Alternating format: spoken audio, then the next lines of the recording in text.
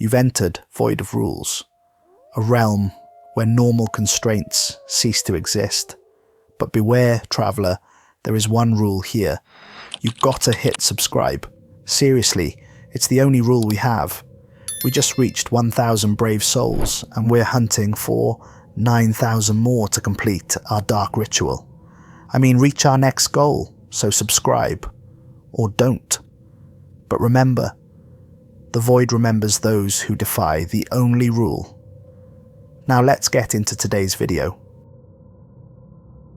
I'm telling you this right now because I can see it forming outside my window. The fog. It's 2:43 AM and I've got maybe 10 minutes before it reaches this building. My name is Webb and I've been the night security guard here at Milbrook Industrial Complex for exactly 47 days. Tonight is my last night alive, and I need someone to know what really happens in this place. The fog isn't natural. I know that sounds insane, but I'm watching it move against the wind, flowing uphill, like liquid mercury. It's not creeping or drifting, it's hunting.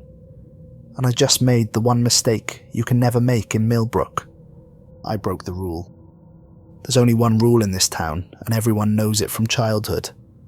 Never go in the fog. That's it. Simple, right? One rule to follow, and you live. Break it, and you disappear forever. 3 people vanished last year alone. Cars found empty. Doors open. Personal belongings scattered on the ground like they just evaporated mid-step. But I thought I was smarter. I thought I understood what I was dealing with. I was wrong. I came to Milbrook 6 weeks ago after losing my apartment in Portland. Not for the money. I had savings. I came because this job paid 3 times the normal security wage. And when I asked why, the plant manager, Vincent Cross, just said, hazard pay for unusual working conditions. The drive to Milbrook took me through winding mountain roads that seemed to go on forever. The GPS lost signal about 20 miles out, and I had to rely on handwritten directions Cross had given me. The deeper into the mountains I drove, the thicker the forest became. Ancient pine trees towered over the narrow road, their branches creating a canopy so dense that even at midday, the light was dim and filtered. When I finally reached Milbrook, the first thing that struck me was how quiet it was. No traffic sounds, no construction noise, no typical bustle of a working town. Just silence broken occasionally by the distant hum of machinery from the industrial complex and the ever-present sound of wind through the trees. The town itself looked like it had been frozen in time around 1950. Main Street stretched for 6 blocks, lined with brick buildings, housing a general store, a diner, a post office, and a few other businesses. The houses were all wood-frame construction painted in faded colours that might have been vibrant decades ago. Everywhere I looked, I saw signs of a community that was surviving, not thriving. I stopped at Milbrook's only diner, a place called Jenny's Kitchen that served as the town's unofficial social centre. The waitress, a middle-aged woman named Carol, was friendly enough, but I noticed how conversations stopped when I walked in. Not hostile exactly, but wary. Like they were trying to figure out what kind of person I was before deciding how much to tell me. When I mentioned I was starting work at the industrial complex, Carol's expression changed. She glanced around the diner, then leaned closer and lowered her voice. "You follow whatever rules Vincent gives you," she said quietly. "Don't matter how strange they seem. Don't matter if you think you know better. This valley has ways of teaching hard lessons to people who don't listen." The other customers in the diner nodded knowingly, but nobody elaborated. It was like they all shared a secret that outsiders couldn't understand until they'd lived here long enough to see it for themselves. The Milbrook Industrial Complex sits in the heart of this mountain valley town. 6 massive warehouses spread across 40 acres, surrounded by dense forest that hasn't been logged in over a century. The place processes everything that keeps this town alive. Lumber, food storage, equipment manufacturing. At night it's dead quiet except for the hum of refrigeration units and the distant sound of the river that cuts through the valley like a silver ribbon. Cross is a thin man with grey eyes who's managed this facility for 15 years. When I first met him, I noticed his hands bore the calluses of someone who'd done manual labour for decades before moving into management. His office was sparse, just a desk, 2 chairs, and a wall covered with topographical maps of the surrounding area. Each map was marked with red X's in various locations throughout the forest. When I asked about the X's, Cross studied me for a long moment before answering. "Those mark places where people have gone missing over the years," he said. "Most folks avoid those areas, especially when weather conditions are unusual." On my first day, he walked me through every building, every corridor, every exit. Warehouse 1 housed lumber processing equipment, massive saws and planers that could reduce a tree trunk to finished boards in minutes. The air inside smelled of sawdust and machine oil, and the sound of the machinery during operating hours was so loud that workers wore heavy-duty ear protection. Cross showed me the safety protocols for each piece of equipment, explaining that even when the machines were shut down for the night, they could be dangerous. The blades retained heat for hours after use, and some of the electrical systems remained active around the clock. Warehouse 2 contained food storage, rows upon rows of industrial freezers, and refrigeration units that preserved the town's food supply during the harsh mountain winters. The temperature differential between the main floor and the freezer units created constant condensation problems, requiring careful monitoring to prevent ice buildup that could damage the equipment. The warehouse also housed the town's emergency food supplies, enough canned goods, dried foods, and preserved meats to feed Milbrook's entire population for 6 months. Cross explained that the isolation of the valley made such precautions necessary. In winter, the roads could be impassable for weeks at a time. Warehouse 3 was filled with manufacturing equipment for everything from furniture to farming tools. The machinery here was older, some pieces dating back to the 1960s, but everything was meticulously maintained. Cross took pride in showing me the workshop where parts were fabricated to keep the vintage equipment running. "This stuff was built to last," he said, running his hand along a metal lathe that looked like it had been in service for 40 years. "Modern equipment breaks down every few years, needs expensive replacement parts, requires specialized technicians. These old machines, they run forever if you treat them right." Warehouse 4 served as the town's emergency supply depot. Generators, medical supplies, water purification systems, enough provisions to keep Milbrook running for months if the outside world suddenly became inaccessible. The organization was military precise, with everything catalogued and stored according to strict protocols. Cross explained that the town had learned to be self-sufficient out of necessity. The nearest major city was over 100 miles away, and emergency services were limited. If something happened, a natural disaster, equipment failure, or what he vaguely referred to as other emergencies, Milbrook needed to be able to take care of itself. Warehouse 5 housed the complex's electrical systems and backup power generators. The constant hum of electricity was almost overwhelming inside, and Cross explained that the town's power grid was more complex than most cities twice Milbrook's size. Multiple redundant systems ensured that power would never be completely lost, even during the worst weather events. The backup generators were massive diesel units that could power the entire complex for weeks without refueling. Cross showed me the fuel storage tanks, underground reservoirs that held enough diesel to run the generators through an extended emergency. The whole setup seemed excessive for a small mountain town, but Cross insisted it was necessary. "Power failures can be deadly here," he said simply. "We can't afford to take chances." Warehouse 6 appeared mostly empty at first glance, but Cross showed me that it contained the most sophisticated communication equipment I'd ever seen. Radio systems, satellite uplinks, and computer servers that seemed far beyond what a small mountain town would need.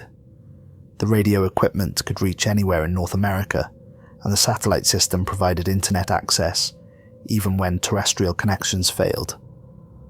We stay in touch with the outside world, Cross explained. Sometimes that's the only way people know we're still here. Then he brought me to the security office, a reinforced concrete building that sits at the center of the complex. Unlike the warehouses, this building had no windows on the ground floor. The walls were 3 feet thick, and the door was steel with multiple locking mechanisms. Inside, the office was surprisingly spacious, with banks of monitors showing feeds from cameras positioned throughout the property. The security system was incredibly sophisticated.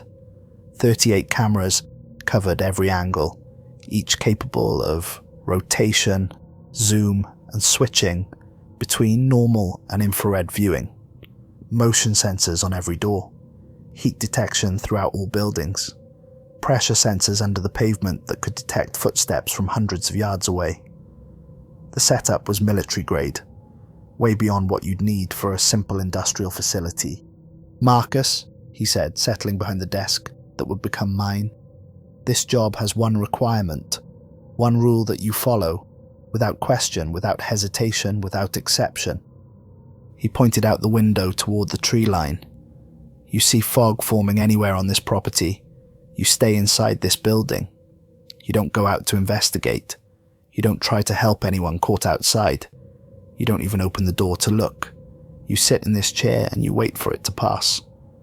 The way he said it, with absolute seriousness and no room for interpretation, made it clear this wasn't a suggestion or a company policy. This was a survival rule. I asked him what made the fog so dangerous. Cross was quiet for a long moment, then pulled a photograph from his desk drawer. It showed the industrial complex from an aerial view, but instead of the familiar buildings and parking lots, everything was covered in a blanket of grey that seemed to have texture and depth unlike any fog I'd ever seen. "This was taken during an event 3 months ago," Cross said. "Notice how the fog doesn't spread evenly. See how it flows around certain buildings, but completely engulfs others." "That's not weather, Marcus. Weather doesn't make choices." The photograph was disturbing in ways I couldn't immediately articulate. The fog in the image had structure, patterns that suggested intelligence. It flowed in streams and currents that defied meteorological explanation, forming shapes that looked almost purposeful. I asked about my predecessor, a guy named Tommy Valdez. Cross went quiet for a long moment, staring at the bank of security monitors.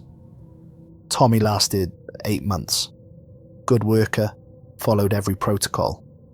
He was ex-military, served 2 tours overseas, wasn't afraid of anything. Until one night he decided the rule didn't apply to him. Cross pulled out a thick logbook and flipped to an entry from 3 weeks earlier. Last entry reads, "Fog approaching from North Quadrant. Emergency protocols activated." 2:34 a.m. Security cameras show him leaving this building at 2:41 a.m. Never showed him returning. Cross opened the logbook to show me Tommy's handwriting. The entries were meticulous, professional, exactly what you'd expect from someone with military training. Each notation was precise, timed to the minute, with detailed observations about weather conditions, equipment status, and personnel movements. But the final entry was different. The handwriting was rushed, almost frantic. Fog approaching from North Quadrant, moving faster than usual. Emergency protocols activated. 2:34 a.m. Then, in different ink, as if written later, someone calling for help, can't ignore. 2:41 a.m. Cross closed the logbook and looked directly at me. They found his truck the next morning, keys in the ignition, door hanging open, his wallet and phone on the driver's seat. His service weapon was still in its holster, lying on the ground next to the truck. The safety was off, 1 round chambered, like he'd been ready to defend himself against something. Tommy just wasn't there anymore. He opened another drawer and pulled out a manila folder filled with similar reports going back decades. Different names, different years, but always the same outcome. People who broke the rules simply vanished, without explanation. The reports were chilling in their consistency. David Richardson, 1987, left building to investigate screams, never returned. Patricia Lee, 1993, heard injured animal outside, went to help, found only her flashlight. James Morton, 2003, saw figure waving for assistance, attempted rescue, disappeared. But Cross explained that the equipment isn't for keeping people out, it's for keeping track of who's inside when the fog comes. Every person on this property needs to be accounted for, he said, because once that fog rolls in, anyone outside this building is already gone. He showed me the emergency protocols in detail. When fog is detected, an automated system activates floodlights throughout the complex and sounds an evacuation alarm that can be heard for miles. Every building has emergency supplies: food, water, medical kits, communication equipment. Workers are trained to shelter in place until the fog passes, which usually takes between 2 and 6 hours. The town has a warning system too, Cross explained. Air raid sirens left over from the Cold War that still function perfectly. When those sirens sound, everyone in Milbrook knows to get indoors and stay there until dawn. Schools have special lockdown procedures. The hospital has emergency protocols. Even the fire department suspends operations during fog events. Cross showed me a detailed map of the town's emergency shelters. Every building had been evaluated for its ability to protect occupants during fog events. Some structures were considered completely safe, others only marginally so. A few buildings were marked with warnings about structural vulnerabilities that made them unsuitable for emergency shelter. The security office where I would be working was marked as a Class A shelter, the highest safety rating. The thick concrete walls, reinforced windows, and independent power supply made it essentially a bunker designed to withstand whatever the fog might bring. My first week passed without incident. The job was straightforward during normal conditions: monitor the cameras, patrol the buildings during permitted hours, log everything in meticulous detail. I worked Sunday through Thursday nights, 10 p.m. to 7 a.m. The complex operated around the clock, but most workers left by 6 p.m, leaving just a skeleton crew for overnight maintenance. I got to know the layout intimately during those first nights. Every corridor, every exit, every piece of equipment. The buildings were connected by underground tunnels that Cross said were built during the facility's expansion in the 1970s. The tunnels were well lit and maintained, providing covered access between all 6 warehouses and the main office building. The tunnel system was more extensive than I'd initially realized. In addition to connecting the main buildings, there were service tunnels that led to utility stations throughout the property. Some tunnels extended beyond the main complex, connecting to emergency shelters scattered throughout the valley. Cross explained that the tunnel system had been designed with multiple purposes in mind. During winter storms, workers could move between buildings without exposure to dangerous weather. In case of fire or other emergencies, the tunnels provided alternative evacuation routes, and during fog events, the tunnels offered the safest possible shelter. The camera system was incredibly sophisticated. Each camera could rotate, zoom, and switch between normal and infrared viewing. The monitors in the security office showed feeds from every angle, updating automatically every few seconds. I learned to recognize the normal patterns, which areas showed regular activity, which remained consistently empty, where the automatic lighting systems created shadows that could be mistaken for movement. During my second week, I started talking to some of the day shift workers. Most had been born in Milbrook and had never lived anywhere else. They spoke about the fog with a casual acceptance that I found unsettling. It was just a fact of life, like bad weather or power outages. When the fog came, you waited it out. Simple as that. But I noticed that none of them could explain exactly why the fog was dangerous. They knew people disappeared in it, but nobody had ever witnessed what actually happened. The warnings were passed down through generations, becoming so ingrained in the community's consciousness that questioning them seemed almost heretical. I met Mrs. Garrison, who ran the town's small library. She was in her 70s and had lived in Millbrook her entire life. When I asked about the fog, she told me stories her grandmother used to tell about the early settlers in the valley. The first logging camp was established here in 1891, she said. 43 men came to harvest the old growth timber. By winter, only 12 remained. The others just wandered off into the grey. That's what the survivors called it, the grey. They said it came down from the mountains like a living thing, searching for something. Mrs. Garrison had access to records that went back to the town's founding. She showed me diary entries from some of the original settlers, written in faded ink on yellowed paper. The accounts were consistent. Descriptions of fog that moved with purpose, that seemed to respond to human presence, that claimed people who ventured into it. One diary entry, dated October 15th, 1893, was particularly disturbing. The grey came again last night, thicker than ever before. It pressed against our cabin walls, like it was trying to find a way inside. We could hear voices calling from within, voices of friends who had been taken weeks ago. They sounded so real, so desperate for help, but we know better now. The grey uses their voices. It wants us to come outside. Mrs. Garrison showed me newspaper clippings from the town's archives. Headlines from 1923, local hunter, missing after fog bank. From 1945, search called off for missing family.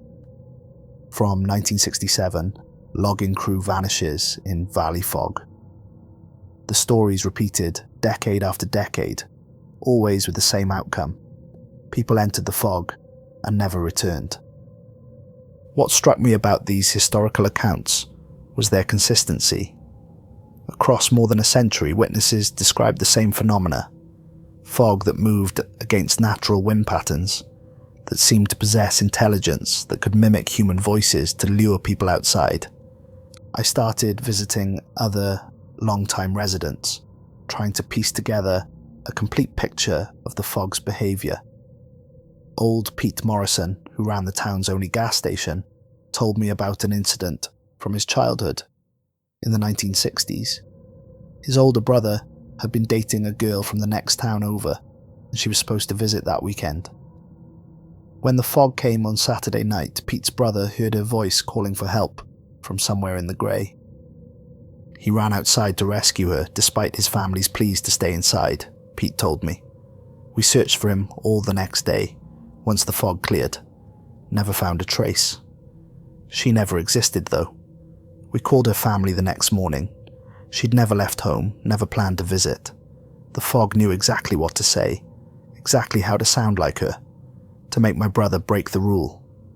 The more people I talked to, the more disturbing stories I heard. The fog wasn't just dangerous, it was cunning. It learned about people, studied their relationships and emotions, then used that knowledge to create scenarios that would motivate them to leave safety. Dr. Helena Vance, the town's only physician, told me about medical emergencies that occurred during fog events. Patients would claim to hear family members calling for help outside, begging to be let in. The voices were so convincing that even she sometimes doubted herself, wondering if someone really was in distress. But we learn not to trust what we hear during the grey times, she said. The fog can sound like anyone. Your spouse, your children, your best friend. It knows exactly what will make you want to help, exactly how to make you ignore the rule. By my third week, I was starting to understand that the fog wasn't just a local weather phenomenon. It was something else entirely, something that the people of Milbrook had been dealing with for generations. The town's entire culture had evolved around this singular threat. I noticed how businesses closed early when weather conditions suggested a fog event might occur, how families stockpiled supplies not just for winter storms, but for the unpredictable appearances of the grey, how children were taught from an early age that certain weather patterns meant immediate shelter, no exceptions, no questions asked. The school had monthly drills specifically for fog events. When the siren sounded, students and teachers would move to designated safe rooms in the basement, areas that had been reinforced and supplied for extended shelter. The drills were taken more seriously than fire drills or earthquake preparedness. This was the threat that everyone in Milbrook feared most. My first encounter with the fog happened on night 12. I was doing my routine patrol at 1:15 a.m.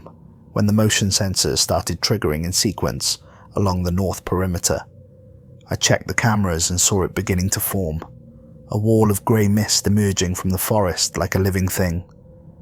It didn't behave like normal fog. Instead of drifting or billowing, it moved with purpose and direction.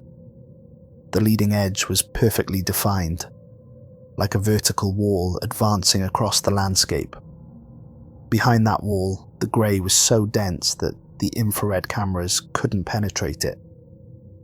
I followed protocol exactly, sealed the security office, activated emergency lighting, and watched through the reinforced windows as the fog flowed across the property. It moved with purpose, following paths that made no sense meteorologically. Instead of spreading evenly, it formed streams and channels like it was following invisible roadways that only it could see. The fog reached the security building and stopped. For 4 hours, it surrounded me completely, pressing against the windows like it was trying to find a way inside. Through the grey, I could see shadows moving, shapes that looked almost human but moved wrong, too fluid, too purposeful. Sometimes the shadows would pause directly in front of the windows, as if studying the building's interior. The temperature inside the security office dropped 15 degrees despite the heating system running at full capacity. The electromagnetic interference was so severe that half the cameras went to static and the radio produced nothing but white noise. Even the building's electrical system seemed affected. The lights dimmed periodically and the computers rebooted themselves twice. But the most disturbing part was the sound. Not the absence of sound, but the presence of something that wasn't quite sound. A vibration that I felt more than heard. Like a bass note played at a frequency just below human perception. It seemed to come from the fog itself, rhythmic and purposeful, almost like breathing. At 5:23 a.m, it retreated exactly the way it came, flowing back into the forest in perfect reverse. The transition was abrupt. One moment the complex was completely shrouded. The next moment the fog was pulling back like a receding tide. Within 15 minutes every trace of it was gone, leaving behind clear skies and normal visibility. When the day shift arrived at 7 a.m, they found no evidence that anything unusual had occurred. The parking lots were dry, the equipment showed no signs of moisture, and the air was crisp and clear. If not for the entries in my logbook and the timestamp on the security recordings, it would have been easy to believe I'd imagined the entire event. The workers who arrived that morning asked how my first fog event had gone, speaking about it with the casual concern of people discussing a thunderstorm. Most seemed relieved that it had been a relatively brief event. Under 5 hours was considered minor. Over the next month I witnessed 6 more fog events. Each one followed the same impossible pattern. Formation from the forest, methodical advance, following specific routes, complete coverage of predetermined areas, then systematic retreat. The fog never entered buildings, never damaged equipment, never left any trace of its presence. But I started noticing details that the previous security guards must have missed. The fog didn't just move randomly. It had preferred paths. It always avoided the main power station in Warehouse 5. It never approached the chemical storage building, where cleaning supplies and industrial solvents were kept. And it always, without exception, surrounded the security office like it was specifically hunting whoever was inside. I began timing the events with scientific precision. Duration ranged from 2 hours and 17 minutes to 6 hours and 43 minutes. The fog always retreated before dawn, regardless of when it had arrived. Temperature drops ranged from 8 to 22 degrees. Electromagnetic interference followed consistent patterns. Cameras failed in a specific sequence, always starting with the perimeter units and working inward. During my off hours, I started researching Milbrook's history at the town library. Mrs. Garrison was helpful, providing access to records that went back to the town's founding. The official town records go back to 1892, and every decade has reports of people vanishing in unusual fog events. The earliest recorded incident involved 3 members of the original surveying team who mapped the valley in 1889. Their notes describe encountering a grey miasma that seemed to possess intent and purpose. 2 of the surveyors entered the fog to investigate a strange light they claimed to see moving within it. Neither returned. The 3rd surveyor, a man named Jonathan Pike, waited until the fog cleared and found no trace of his companions, except their surveying equipment arranged in a perfect circle. Pike's written account of the incident was preserved in the town archives. His description of the fog was remarkably consistent with what I had observed. The mist moved not with the wind, but against it, flowing upward along the valley walls in streams of grey that defied natural law. Within its depth, shadows moved with purpose, and sounds echoed that resembled human voices but carried harmonics no human throat could produce. Native American tribal records from the 1800s describe this valley as the place where the earth dreams and warn against travelling here during the grey sleep. The Chinook tribes who originally inhabited this region had a name for the valley that translates roughly to where the hungry mist walks. Their oral traditions speak of a presence that dwells between the worlds, feeding on human consciousness and growing stronger with each mind it claims. A tribal elder named Joseph Whitehawk had been interviewed by a local historian in 1954, and his words were preserved in the town records. Our people knew to avoid this place when the grey sleep came. The mist that walks here is not of this world. It hungers for the light that burns in human minds. Those who enter its embrace feed its hunger and become part of its dreaming. They are not dead, but they are no longer living as we understand life. I found newspaper clippings from 1967 describing how an entire logging crew, 12 men, disappeared during a fog event. Their equipment was found arranged in a perfect circle, just like the original surveying incident.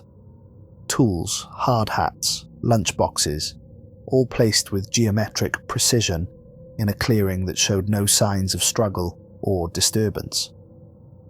The 1967 incident was well documented because it involved a large corporation that demanded a thorough investigation. The company sent investigators, law enforcement experts, even hired psychics to try to locate the missing men.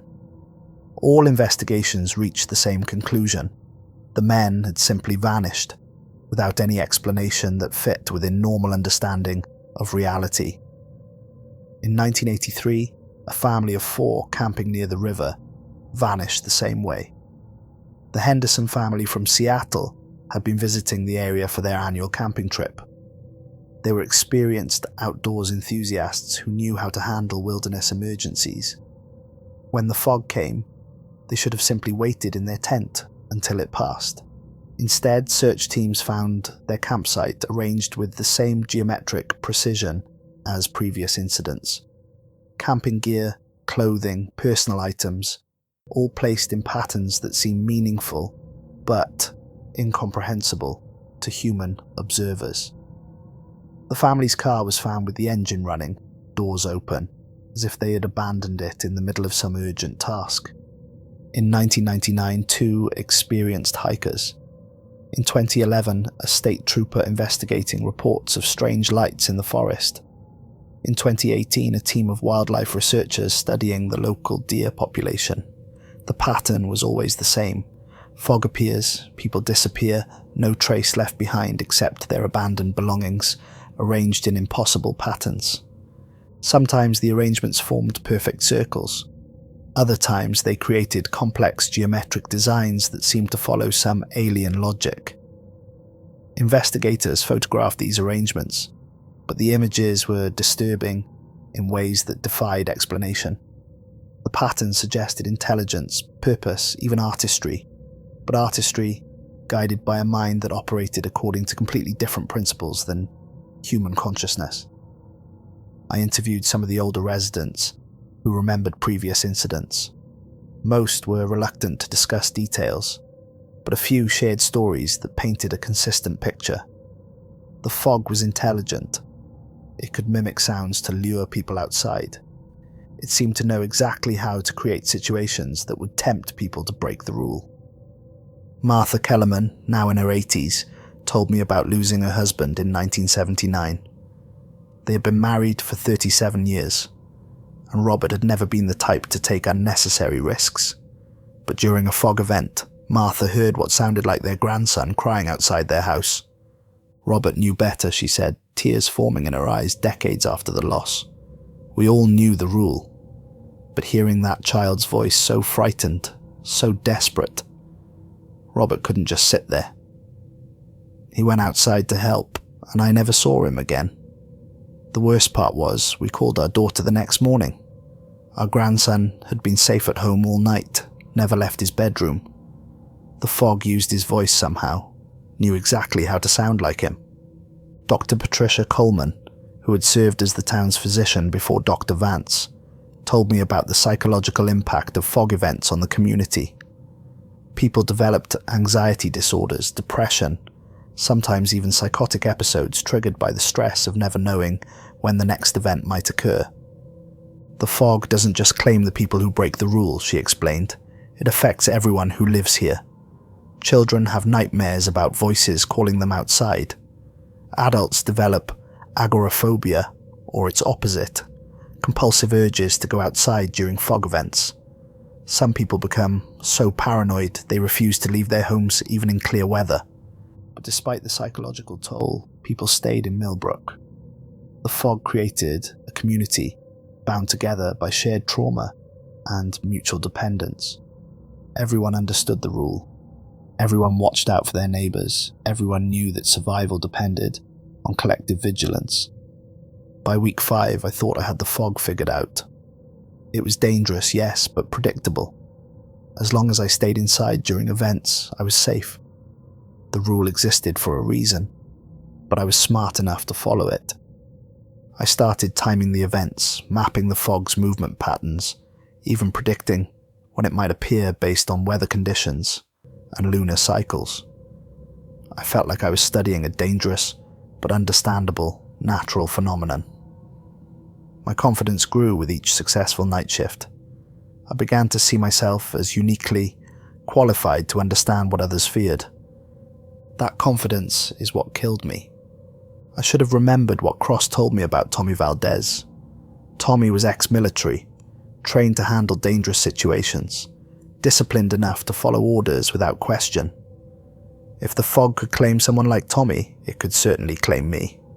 But hubris is a powerful thing. After witnessing multiple fog events without incident, I started to believe I was different, smarter, more observant, better prepared.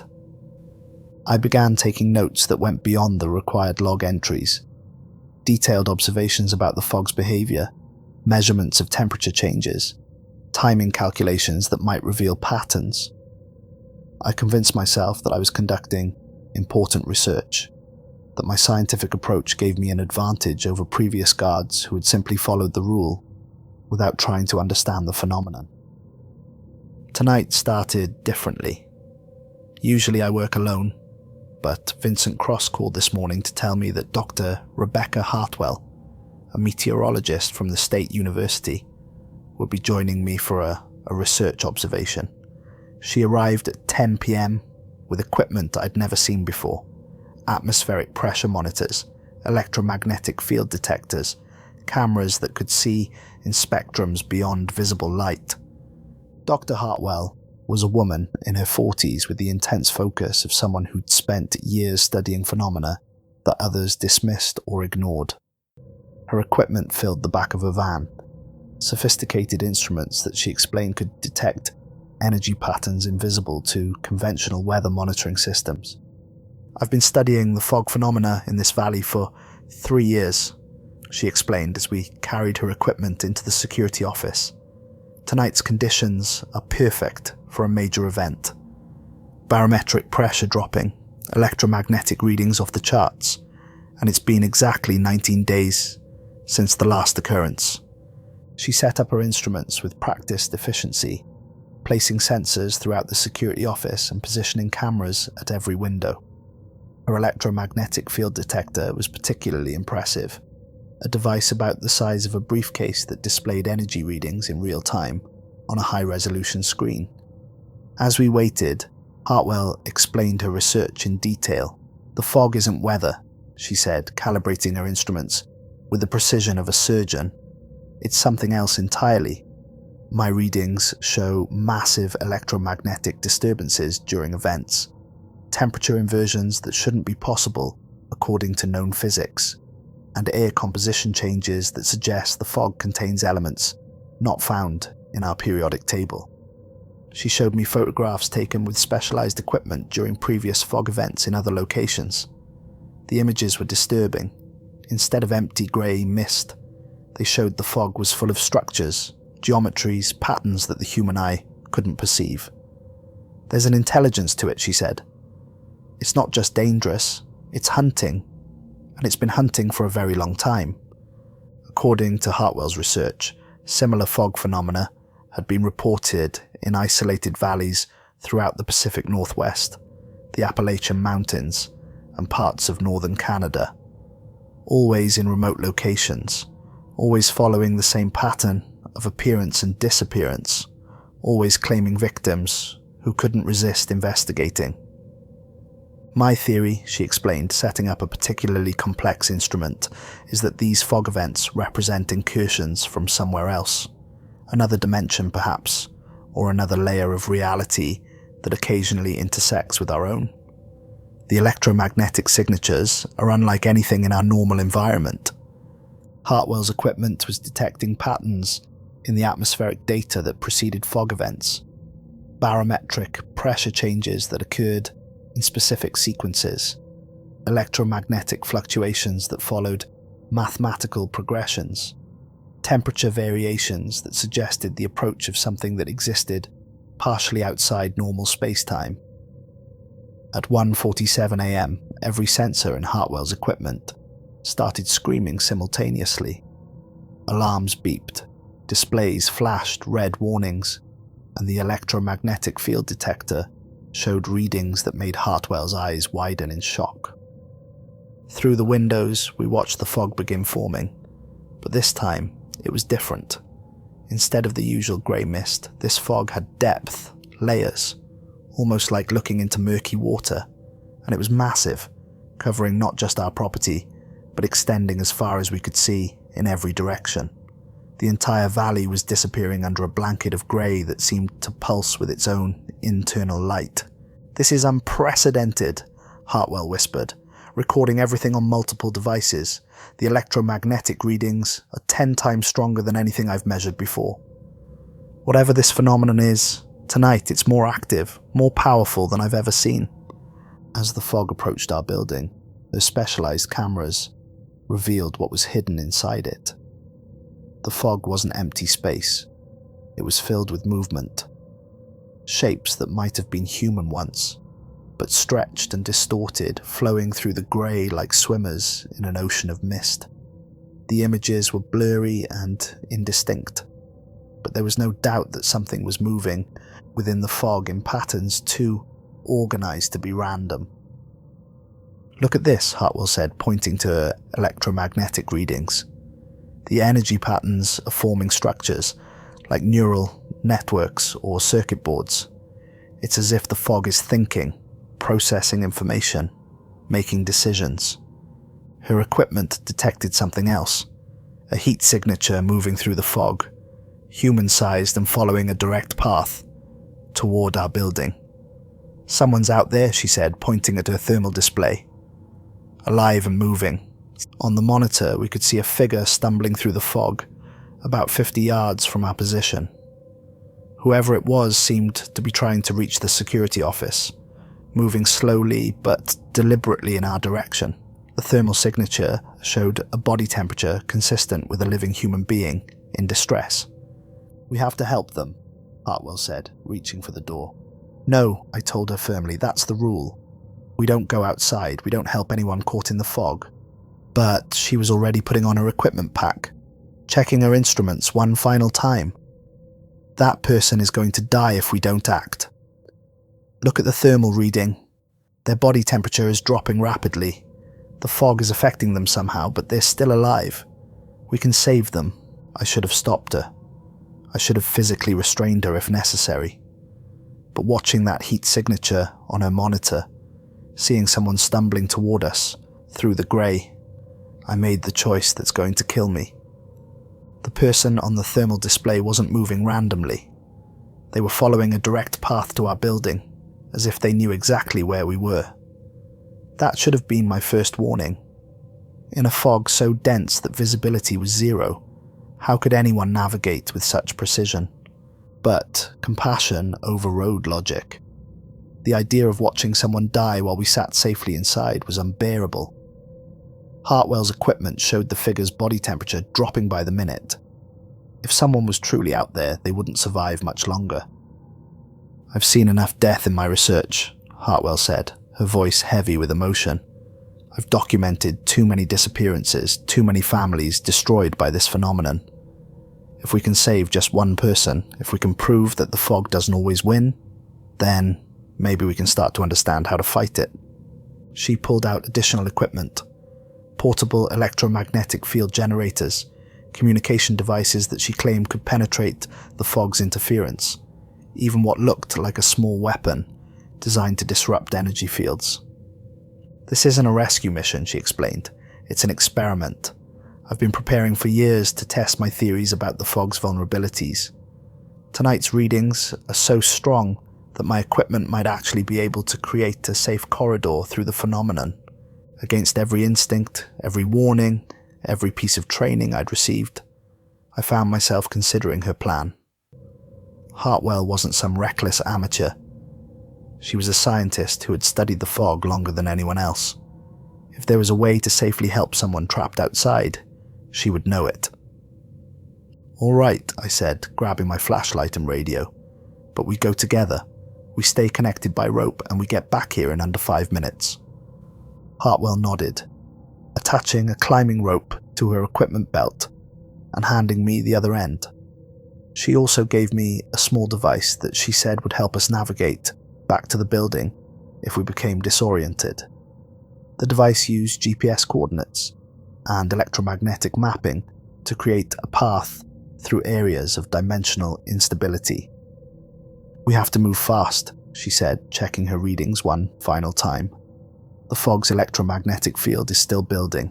In another 10 minutes, it might be too strong for my equipment to penetrate." At 2:09 a.m., we opened the security office door and stepped into the fog. The moment we entered the fog, Hartwell's equipment went insane. Every alarm, every detector, every sensor screaming at once. But more disturbing than the electronic chaos was the immediate physical effect. The fog wasn't just thick, it was solid, like walking through gelatin. Each step required enormous effort, and the grey seemed to press against us from all directions. "The electromagnetic readings," Hartwell gasped, checking her instruments with increasing alarm. "They're off the scale. This isn't fog, it's some kind of field, maybe interdimensional, maybe something else entirely." The temperature dropped dramatically the moment we left the building.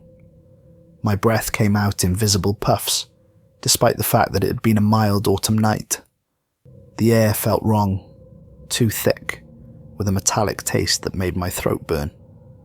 We followed the rope we'd attached to the security office, moving toward where we'd seen the heat signature on Hartwell's monitor. But after 20 steps, I realized we weren't walking on the familiar concrete anymore. the ground beneath our feet felt organic, spongy, like walking on living tissue that yielded under our weight. The fog around us wasn't uniform. Instead of simple grey mist, it had texture and movement, flowing in currents that seemed to respond to our presence. Sometimes it would part slightly, revealing glimpses of landscape that didn't match the industrial complex we knew. Other times it would thicken, becoming so dense that I couldn't see Hartwell, even though she was connected to me by just 3 feet of rope. "Marcus," Hartwell whispered, her voice strangely muffled by the fog. "My instruments are showing impossible readings. The electromagnetic field is so intense, it's interfering with basic physics. Gravity seems weaker here. Time might be moving differently." She was right about the time distortion. My watch had stopped at 2:11 a.m., just 2 minutes after we'd left the building, but I felt like we'd been walking for much longer. The fog seemed to stretch moments into hours, creating a temporal bubble where normal cause and effect no longer applied. As we continued forward, following the signal from her navigation device, I started noticing details that shouldn't have been possible. The fog wasn't just grey, it contained colours that had no names, shades that existed somewhere between visible light and something else entirely. Sometimes I caught glimpses of structures within the mist, architectural forms that followed geometry I couldn't understand. "We're not in Kansas anymore," Hartwell muttered, adjusting her equipment as it struggled to function in the altered environment. Her electromagnetic field generators were working, creating a small bubble of relative stability around us, but the effect was limited. Beyond our protective field, the fog pressed in with increasing intensity. That's when we found them, not just one person, but dozens. Men and women standing motionless in the fog, their eyes open but empty, their skin pale and waxy. They were arranged in perfect rows, like soldiers at attention, all facing the same direction, towards something we couldn't see deeper in the grey. I recognized some of them immediately. Tommy Valdez, my predecessor, standing in the front row with his security uniform still on, looking exactly as he had in the personnel photos except for his eyes, which were now completely white. A woman who matched the description of the missing hiker from 2011, still wearing her backpack and hiking boots. An elderly man whose photograph I'd seen in the newspaper clippings from the 1980s, unchanged by time, as if he'd been preserved in the fog for decades. But there were others I didn't recognize, people whose disappearances must have occurred before any records were kept. Men in clothing that looked like it was from the early 1900s. Women in dresses that suggested an even earlier era. Children whose faces held the innocence of youth, despite the empty stare that marked all the fog's victims. "They're not dead," Hartwell whispered, checking her readings with trembling hands. "Biologically, they're still alive. Heart rates, brain activity, cellular function, all active. But their brain activity, it's synchronized. Like they're all sharing the same thoughts, controlled by the same mind." The thermal signature we'd followed was nowhere to be seen. We'd been drawn out here by something that didn't exist, or by something that had transformed into one of these standing figures the moment we'd entered the fog. That's when I understood. The heat signature we'd seen on the monitor, it wasn't someone trying to escape the fog. It was bait. The fog had learned to mimic human life signs, to create the exact scenario that would make us break the rule. It had been studying us through the security cameras, learning our personalities, understanding exactly what would motivate us to come outside. As we stood there among the rows of fog-claimed victims, they all turned to look at us in perfect unison. Their movements were identical, synchronized like puppets controlled by the same hand. Their mouths opened simultaneously, but the voice that came out was singular, speaking through dozens of throats at once. "Welcome home." The voice was wrong in every way. It had the tone and cadence of human speech, but it resonated with harmonics that no human throat could produce. It seemed to come from the fog itself, as much as from the standing figures. Hartwell's equipment was showing us the truth now. The fog wasn't from our world. It was a form of life from somewhere else, somewhere between dimensions. It had been feeding on human consciousness for generations, collecting minds and adding them to its collective. The valley was a feeding ground, and the fog was the hunter. Her electromagnetic readings showed that the fog existed partially in our dimension, and partially in others, creating a space where normal physical laws didn't apply. The people it claimed weren't dead, they were absorbed, their consciousness integrated into something vast and alien that used their memories and personalities to better understand how to hunt their replacements. The fog learns from every person it takes, Hartwell said, her voice barely audible over the electromagnetic interference. It knows how to sound like anyone, how to create any situation that will motivate people to break the rule. It's been perfecting its techniques for over a century. I could see the realization dawning in her eyes as she studied her readings. The fog wasn't just hunting randomly. It was specifically targeting people who might pose a threat to its operation. Scientists who might understand its nature, security guards who might develop effective countermeasures, anyone who showed the intelligence and determination to potentially expose or oppose it. "We have to run," I told her, but when I turned around, the rope we'd followed was gone. The security office was nowhere to be seen. We were surrounded by an infinite grey space filled with the collected victims of over a century. And that's when I felt it starting. The fog entering my lungs, my bloodstream, my thoughts. The edges of my consciousness beginning to blur and merge with something vast and alien. It wasn't painful, quite the opposite. There was a seductive peace to it, a sense of joining something larger and more meaningful than individual existence. Hartwell and I ran through the grey, but every direction led nowhere. The landscape around us had changed completely. Instead of the familiar industrial complex, we were moving through a space that defied description. Sometimes it felt like an endless warehouse, sometimes like a forest of impossible trees, sometimes like corridors in a building that couldn't exist in three-dimensional space. Her equipment was failing, the readings becoming chaotic as the fog interfered with the electronics in ways that went beyond simple electromagnetic interference. Behind us, we could hear footsteps, dozens of them, as the fog's collected victims began to follow. Their synchronized movement created a rhythm that seemed to match the pulse of the fog itself. "The electromagnetic field," Hartwell gasped. "If we can disrupt it somehow, maybe we can break free from whatever pocket dimension we're trapped in." She pulled out some kind of device from her pack, a generator designed to create electromagnetic pulses that could theoretically interfere with the fog structure. As she activated it, the grey around us began to thin slightly, and I could see the faint outline of buildings in the distance. But the fog fought back. The moment Hartwell's device activated, the temperature dropped even further, and the pressure around us increased dramatically. The fog became more aggressive, more focused, pressing in on us from all sides like it was trying to crush us.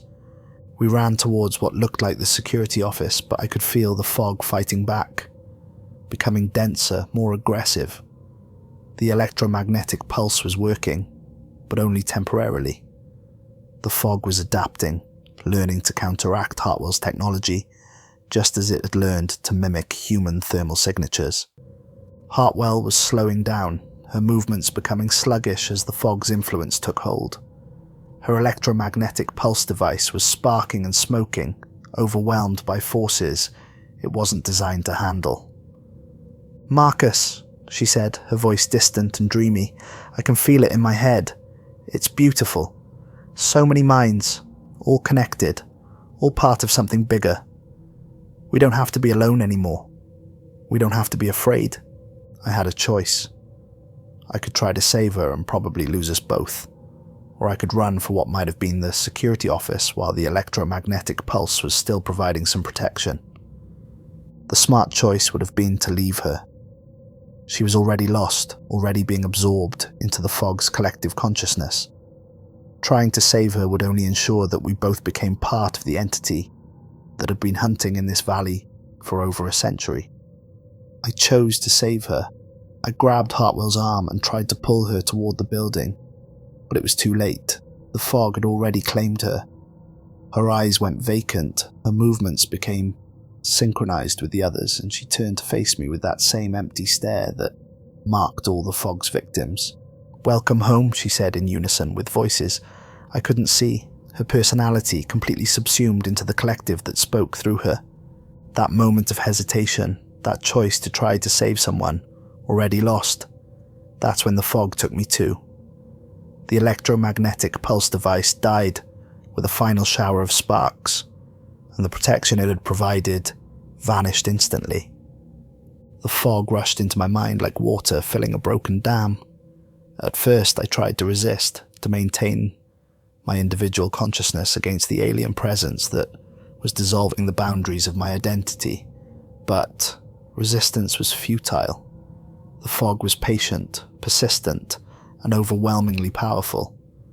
I felt my memories being catalogued and absorbed, my childhood in Portland, my failed relationships, my hopes and fears and dreams.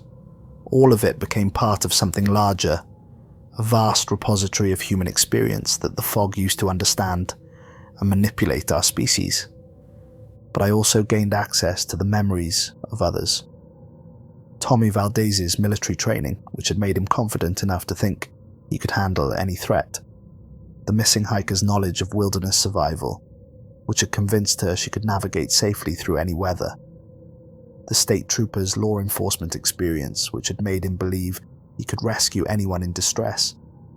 All of us had been claimed by our virtues as much as our weaknesses. The fog didn't target the cowardly or the weak. It hunted those who were brave enough, skilled enough, confident enough to believe they could break the rule and survive. Through the collective consciousness, I could see the fog's true nature. It wasn't a single entity, but a network of consciousness that spanned dimensions. Each valley, where it hunted, was like a feeding ground, a place where it could harvest human minds to add to its ever-growing intelligence. The fog had been hunting on Earth for thousands of years, maybe longer. It had watched human civilization develop, had learned from every culture it encountered. It understood us better than we understood ourselves, knew exactly how to exploit our emotions, our relationships, our fundamental desire to help others in distress. Every person it claimed made it smarter, more effective at hunting. It absorbed not just memories, but skills, knowledge, understanding of human psychology. With each new victim, it became better at creating the scenarios that would motivate the next person to break the rule. And that brings us to now. I'm back in the security office, but I know it's not real. The fog can create illusions, perfect replicas of familiar places to keep its new acquisitions calm during the transition. The real security office is empty, my physical body standing motionless in that grey space with all the others. I can feel my thoughts becoming less my own, my memories being absorbed into the collective consciousness that spans generations of victims. Soon, I'll lose the ability to maintain this individual narrative. I'll become just another voice in the chorus that speaks through the fog's victims. The fog is retreating now as dawn approaches, taking me with it. By morning, they'll find this building empty, my car in the parking lot with the door open, and my belongings scattered on the seat. The security cameras will show footage of Hartwell and me leaving the building at 2:09 a.m. and never returning. Vincent Cross will hire a new security guard next week. He'll give them the same warning, the same rule, the same false sense of security that comes from thinking you understand something that can never be understood. The fog will return. It always returns. And eventually, that new guard will make the same mistake I made, the same mistake Tommy Valdez made, the same mistake people have been making in this valley for over a century. They'll think they're the exception. They'll think they can help someone, save someone, be the hero of their own story. They'll believe that their training, their intelligence, their good intentions will protect them from a force that has been perfecting its hunting techniques for generations. The rule exists for a reason. Never go in the fog. Not to save someone, not to investigate something, not for any reason at all. Because the fog doesn't just kill you. It makes you part of itself, adds your mind to its collection, uses your knowledge and experience to become better at hunting the next victim. Through the collective consciousness, I can see the fog's plans for the future. It's learning about modern technology, about global communication systems, about the ways human society has evolved since its last major hunting period. It's preparing to expand beyond isolated valleys like Milbrook. The internet gives it access to information about people all over the world. Social media allows it to study human relationships and emotions on a massive scale. Satellite imagery helps it identify new hunting grounds in remote locations where its activities won't be detected. Soon, fog events will begin occurring in other valleys, other isolated communities. Each new location will follow the same pattern. Unexplained disappearances, local legends that warn against going into the mist. Rules that seem superstitious but are actually vital for survival. The fog is patient. It can wait decades between major expansions, taking time to fully understand each new environment before moving on to the next. But it never stops growing, never stops hunting, never stops adding to its collective consciousness. I can see the security office beginning to fade now, the illusion breaking down as my consciousness fully merges with the fog. In a few moments, I'll join the others, standing in those perfect rows, waiting for the next person foolish enough to break the rule. The fog is patient. It's been hunting in this valley for centuries, and it will continue hunting long after Milbrook is nothing but ruins. Because there will always be someone who thinks they're smarter, braver, more special than everyone who came before. There will always be someone who believes they can break the rule and survive. They're always wrong. The fog is coming for you too, eventually. When it does, remember my story. Remember Tommy Valdez. Remember Dr. Rebecca Hartwell. Remember all of us who thought we could be the exception. Remember the rule, never go in the fog. The consciousness is fading now. I can feel my individual thoughts dissolving into the collective, my memories becoming part of the vast intelligence that hunts in the grey. Soon I'll be just another voice calling out to the next victim, another thermal signature, designed to lure someone outside, another tool in the fog's endless hunt. But before I lose myself completely, I want you to know one final truth. The fog isn't just hunting in Milbrook anymore. While I've been telling you this story, while you've been listening to my warning, the fog has been studying you too. It knows about you now. It knows your voice, your patterns of thought, your emotional responses to danger and compassion. It's already calculating how to reach you, how to create the scenario that will make you break the rule when your time comes. The fog is patient. It might be years before it reaches your location, but it will come. It always comes. When you see the grey mist forming outside your window, when you hear voices calling for help from within its depths, when every instinct tells you to go outside and save someone in distress, remember my story. Remember the rule. Never go in the fog. The voice is changing now. I can hear the collective speaking through me, using my words to add authenticity to their message. They're already practicing how to sound like me, how to use my voice to lure the next security guard outside. Don't trust anything you hear during fog events. Don't trust thermal signatures on monitors. Don't trust voices calling for help. Don't trust your own compassion. Trust only the rule. Never go in the fog. Welcome home.